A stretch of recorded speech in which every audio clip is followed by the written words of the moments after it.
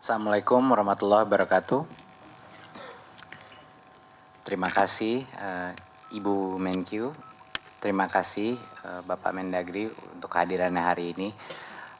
Pertama ingin saya ucapkan bahwa sebenarnya kebijakan-kebijakan hari ini tidak akan bisa tercapai tanpa dukungan penuh dari Ibu Menkyu sama Pak Mendagri. Jadi ini benar-benar salah satu produk kerjasama atau gotong royong antara 3 kementerian ini untuk bisa menciptakan kebijakan. Nah, jadi terima kasih Bapak dan Ibu untuk dukungannya untuk bisa mencapai kebijakan hari ini. Terima kasih teman-teman media juga sudah hadir. Mungkin sedikit rekap seperti yang Bapak Ibu ketahui, apapun perubahan kebijakan di Kemendikbud sekarang ada episodenya ya. Jadi kalau episode 1 kemarin adalah yang asesmen merdeka, temanya yaitu UN, USBN, zonasi dan RPP, itu episode 1. Episode 2 adalah temanya kampus merdeka, itu mengenai buka prodi baru, akreditasi, SKS yang dimerdekakan, yang di luar kampus, dan juga PTNBH, itu episode 2. Hari ini jadi kita ada di episode ketiga. Episode ketiga topiknya adalah BOS ya, BOS. BOS itu sebenarnya uang pendanaan untuk sekolah yang digunakan untuk berbagai macam administrasi sekolah, alat-alat pembelajaran, bahkan pembayaran honor. Jadi dari sinilah guru honorer itu dibiayai, pengembangan perpustakaan, sarana, prasarana, tenaga pendidik dan lain-lain. Nah, jadinya sebenarnya di luar BOS itu yang nggak ada di sini yang besar itu contohnya adalah gaji guru PNS itu melalui DAU ya, sekedar untuk pengenalan aja, itulah perbedaannya kenapa dana BOS dan dana-dana yang lain. DAK fisik satu lagi adalah untuk bangun-bangun gedung baru, renovasi, rehab, itu DAK fisik ya. Jadi BOS adalah untuk itu. Sekarang uang BOS itu sebelumnya di tahun 2019 itu ditransfer langsung dari Kementerian Keuangan kepada dinas kepada pemerintah provinsi ya, di rekening kas umum daerah Arku AD pemerintah provinsi.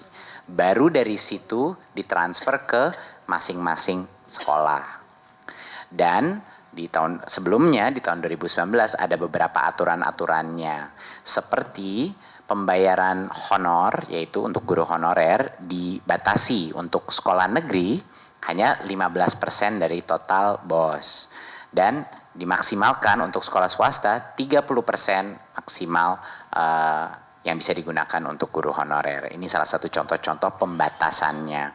Dan yang kedua ada juga pembatasan maksimal 20% dari dana BOS itu yang boleh digunakan untuk pembelian buku-buku textbook dan beberapa peralatan-peralatan kurikulum lainnya ya. Berikutnya. Nah, apa jadi masalah yang dihadapi sekolah-sekolah kita?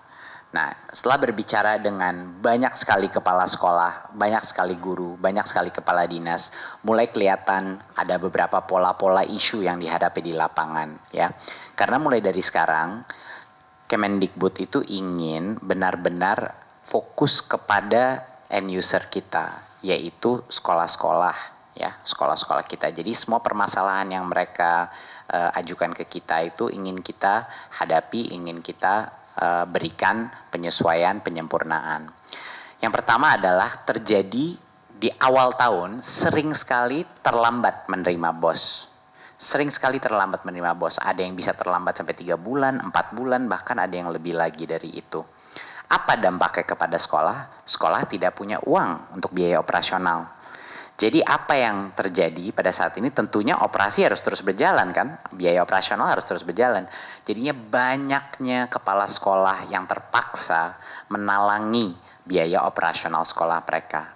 Ini ceritanya luar biasa, macam-macam. Ada cerita-cerita kepala sekolah bahkan guru yang menggadaikan motornya, yang menggadaikan barang-barang pribadinya untuk bisa menalangi biaya operasional. Ada cerita-cerita bahwa kepala sekolah harus duduk sama semua orang tua murid untuk minjam uang untuk biaya operasional karena memang tidak ada. Nah, karena ini sifatnya administratifnya makan waktu dan makan lama, dan karena uangnya itu tidak langsung. Dan ini sangat mengganggu proses pembelajaran siswanya karena guru-gurunya dan kepala sekolahnya sibuk untuk mencari jalan keluar bagaimana bisa mendanai gitu. Kedua, ada beberapa masalah di alokasi penggunaan.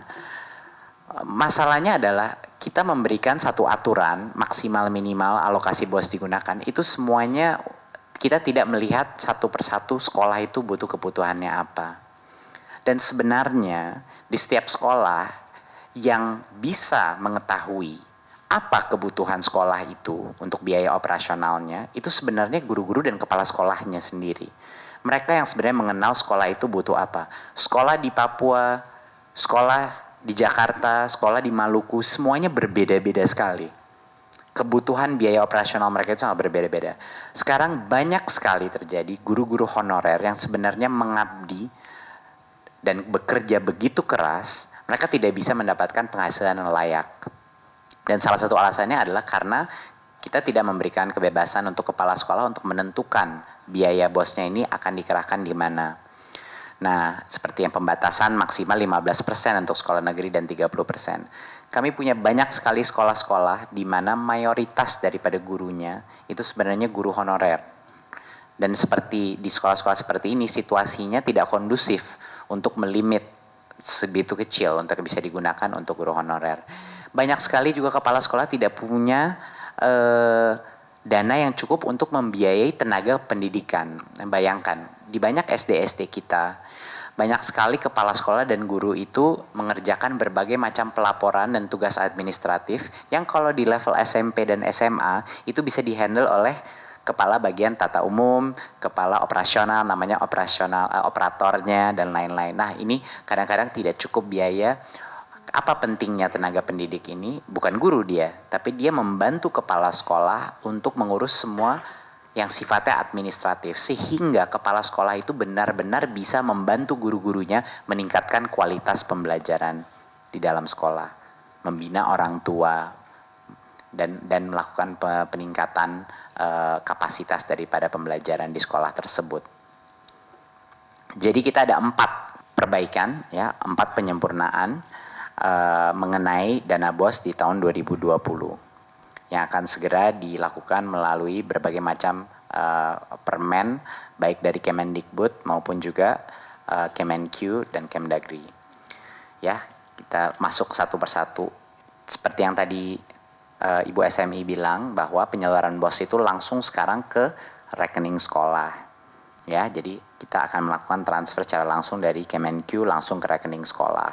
Yang tadinya 4 kali setahun kita ganti menjadi 3 kali setahun, sehingga lebih simple, lebih sederhana. Pelaporannya juga lebih sederhana.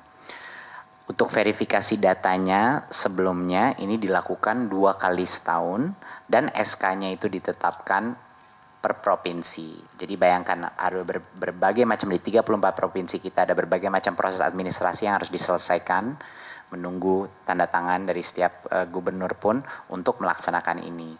Nah, ini kita permudah, kita simplify menjadi penetapan SK itu dilakukan di Kementerian Pendidikan dan Kebudayaan. Namun datanya memang datang dari provinsi maupun kabupaten dan kota lewat platform Dapodik kita, ya, yang sudah online. Jadinya setiap tahun, setiap dinas pendidikan, baik di provinsi maupun di daerah kabupaten dan ibu kota, ada 1 kali per tahun, yaitu deadline tanggal 31 Agustus, untuk memperbaiki data di Dapodiknya. Tapi setelah tanggal itu yang akan digunakan untuk Kementerian Pendidikan Kebudayaan sebagai data finalnya. Jadi cuma sekali ini harus dilakukan, ya. Jadi ini mempercepat proses penerimaan, harapan ke depannya nggak telat lagi diterimanya, dan harapannya adalah mengurangi juga beban administrasi sekolahnya. Karena sekarang transfernya semakin sedikit, proses verifikasinya hanya sekali dalam setahun. Berikutnya. Nah, untuk penggunaan BOS-nya juga diberikan fleksibilitas, ya. Bagaimana kita ingin memberikan kemerdekaan kepada kepala sekolah dan kepada sekolah-sekolah kita untuk menjadi lebih baik kalau kepala sekolahnya tidak diberdayakan untuk memberikan atau menggunakan anggarannya sesuai kebutuhan sekolah itu. Seperti yang saya bilang kemarin, kebutuhan setiap sekolah itu sangat berbeda dari satu sekolah ke lainnya. Jadi yang semua restriksi-restriksi sebelumnya itu kita sederhanakan. Untuk 2020 hanya ada satu constraint, satu limit ya, yaitu maksimal 50% daripada dana BOS, itulah maksimal 50% yang boleh digunakan untuk pembiayaan guru honorer. Ya, ini adalah langkah pertama Kementerian Pendidikan dan Kebudayaan untuk membantu menyejahterakan guru-guru honorer yang memang layak mendapatkan upah yang lebih layak, yang berkinerja dengan baik. Dan satu-satunya orang yang mengetahui siapa guru-guru honorer yang benar-benar mengabdi itu adalah kepala sekolah. Jadi kita berikan kewenangan ini, kita berikan otonomi bagi kepala sekolah untuk menentukan. Jadi yang tadinya cuma 15% daripada dana BOS bisa digunakan, sekarang naik menjadi maksimal 50%. Ini juga memberikan kebebasan menggunakan dalam 50% ini bisa untuk tenaga pendidik seperti membiayai operator bagi kepala sekolahnya agar kepala sekolahnya bisa benar-benar berfungsi sebagai pemimpin pembelajaran, bukan pemimpin operasional sekolah. Ya, ini juga penting. Dalam 50% itu bisa dia gunakan. Ya, yang tadinya juga ada pembatasan maksimal cuma 20% untuk buku teks dan non-teks seperti alat multimedia, sekarang itu diberikan kewenangannya, otonominya kepada kepala sekolah, tidak ada limitnya. Jadi satu-satunya limit ini adalah maksimal dari persentase dana BOS yang boleh digunakan untuk guru honorer dan tenaga pendidik, itu yang ditingkatkan sampai 50%. Dari luar itu adalah kewenangannya kepala sekolah. Nah, ini adalah esensi dari Merdeka Belajar. Ini juga esensi dari jawaban pertama Kementerian Pendidikan dan Kebudayaan terhadap banyaknya masukan baik dari guru non-PNS maupun guru PNS yang telah berbicara dengan saya dan bilang banyaknya guru-guru honorer yang mengabdi luar biasa dan yang sebenarnya tidak mendapat upah yang layak. Ini langkah pertama, ini bukan solusi. Tapi ini adalah paling tidak langkah pertama untuk meningkatkan kesejahteraan guru honorer. Ya, next. Kabar gembira juga bahwa nilai satuan BOS itu meningkat. Kenapa tadi yang tadi Ibu SMI bilang mengenai peningkatan dari BOS untuk tahun 2020 ini breakdownnya seperti ini, bahwa yang meningkat itu sebenarnya SD satuan harga satuannya untuk SD, SMP dan SMA sudah naik. Ya, untuk tahun ini perubahan dari tahun 2019 ke 2020. Ya, jadi dari total unit cost-nya itu naik. Ya, jadi akan ditingkatkan. Berikutnya. Nah, tidak berarti bahwa kalau kita memberikan otonomi, kita memberikan fleksibilitas, bukan berarti akuntabilitas dan transparansi tidak menjadi penting, malah menjadi lebih penting. Transparansi dan akuntabilitas menjadi lebih penting. Ya, semakin besar, semakin banyak diberikan kebebasan dalam alokasi penggunaannya, semakin tinggi harus transparansi dan akuntabilitasnya. Ya, jadi yang dimana 2019 itu kami hanya menerima sekitar 53% daripada sekolah itu melaporkan melewat sistem online kita penggunaan BOS-nya itu seperti apa yang sampai di Kemendikbud. Mulai 2020 itu adalah suatu kondisi untuk penerimaan. Jadinya kalau misalnya setelah tadi kan kata Ibu Menkyu bahwa kalau kita ada 3 kali penyaluran. Kalau Kemendikbud tidak menerima laporan BOS tersebut lewat via online, seperti di situ websitenya, pada tahap pertama dan kedua, yang ketiga tidak akan ditransfer BOS-nya. Jadinya kita harus ada 100% dari semua sekolah melakukan pelaporan lewat online untuk bisa menerima yang kiriman terakhir, yang ketiga. Ya, ini aturan yang kami perketat sehingga yang tadinya 53% saja yang melapor, kita ingin angka itu sampai 100%. Sekolah pun, masing-masing sekolah harus mempublikasikan penerimaan dan penggunaan dana itu di papan informasi sekolah yang mudah diakses oleh masyarakat. Ini bagian dari kebijakannya. Jadinya bukan hanya kementerian saja yang bisa melihat hasil laporannya, tapi juga masyarakat di sekitar sekolah, komunitas, orang tua bisa melihat dana BOS itu digunakan untuk apa. Ya, ini untuk meningkatkan transparansi. Ya, harapan kami adalah dengan memberikan fleksibilitas dan kebebasan untuk kepala sekolah menentukan apa yang dia ingin biayai, bahwa pelaporannya pun lebih akurat.